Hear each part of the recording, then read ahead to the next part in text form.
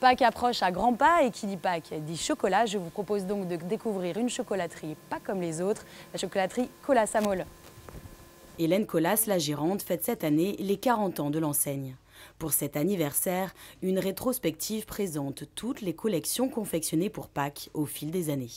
Ça permet aussi de voir l'évolution finalement de la chocolaterie, oui, qu'elle a pris de l'ampleur en 40 ans. Voilà.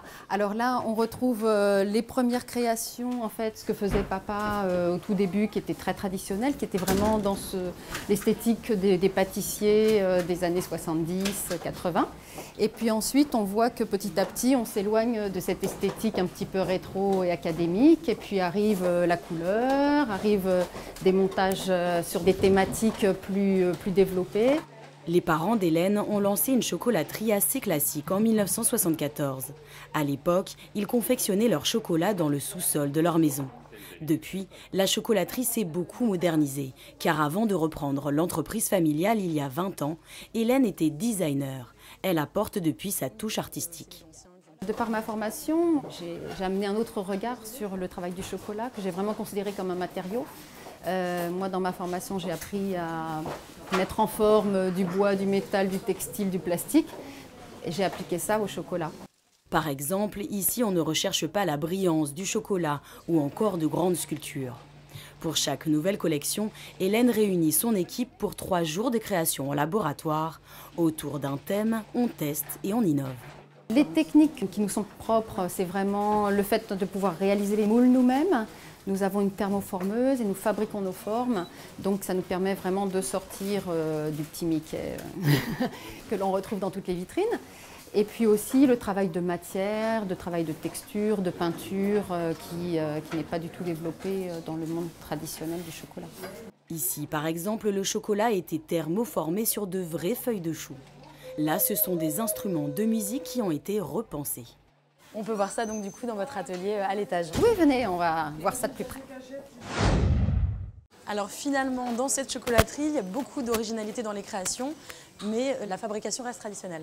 Oui, c'est ça. On va créer des formes nouvelles en moulage, en fabriquant les moules nous-mêmes, mais après la technique de moulage est la technique vraiment traditionnelle, artisanale. C'est-à-dire qu'on part d'un chocolat à 72% de cacao. Donc nous, le chocolat qu'on utilise ici, c'est un mélange d'Équateur, de Sao Tomé et de Java, qui permet d'équilibrer les saveurs entre les différentes provenances. Le chocolat vient d'une entreprise yvinoise bien connue des professionnels, la chocolaterie du Pec. Après avoir subi une courbe de température, le chocolat est maintenu à 33 degrés dans ses cuves.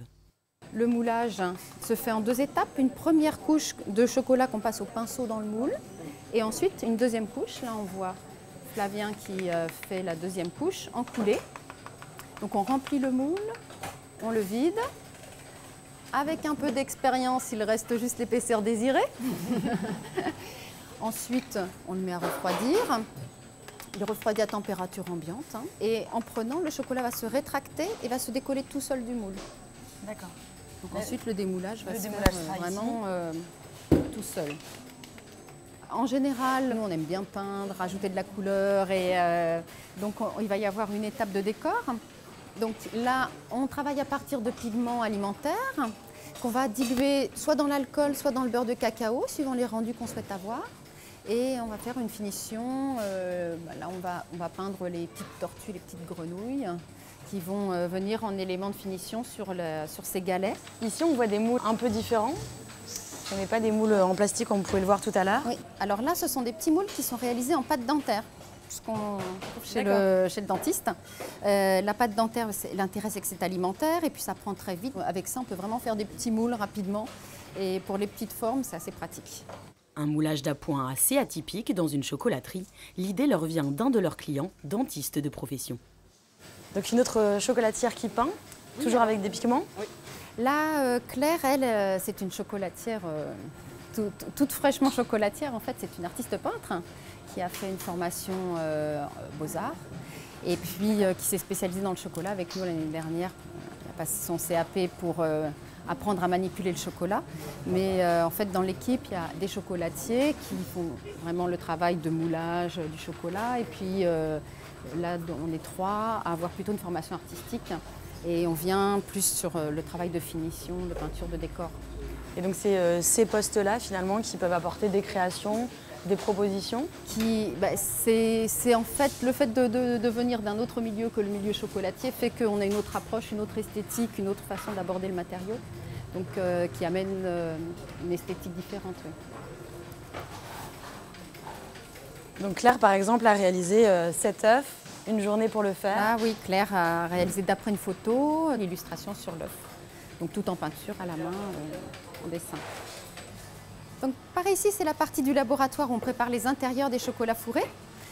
En ce moment, c'est les petits œufs pralinés pour le garnissage des objets de Pâques. Donc pour les petits œufs pralinés, on fait une petite coque en moulage.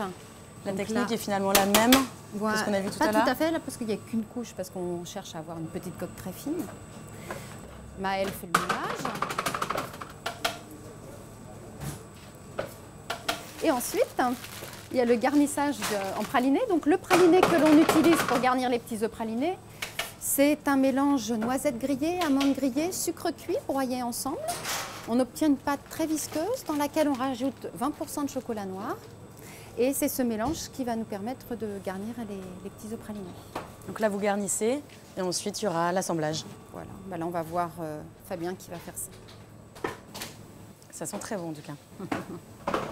Du coup, comment vous êtes-vous organisé pour ressortir les 40 créations, les 40 dernières années? On a fouillé dans le fond des placards et dans le fond des tiroirs.